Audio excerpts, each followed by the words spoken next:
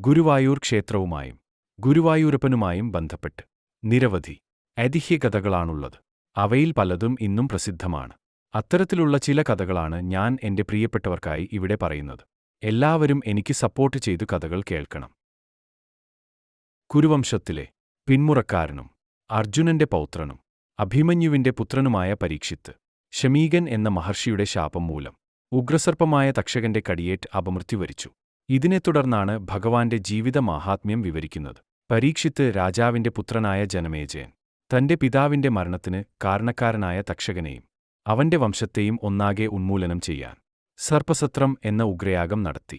നിരപരാധികളായ അസംഖ്യം സർപ്പങ്ങൾ യാഗാഗ്നിയിൽ ചത്തൊടുങ്ങി. എന്നാൽ അമൃത് കുടിച്ചവനായതിനാൽ തക്ഷകൻ മാത്രം ചൊത്തില്ല. ഇതേ തുടർന്ന് ജനമേജയനെ ഉഗ്രമായ സർപ്പശാപം പിടികൂടുകയും അദ്ദേഹം കുഷ്ഠരോഗബാധിതനാകുകയും ചെയ്തു. രോഗവിമുക്തിക്കായി ഒരുപാട് വഴികൾ അദ്ദേഹം നോക്കിയെങ്കിലും ഒന്നും ഫലം കണ്ടില്ല.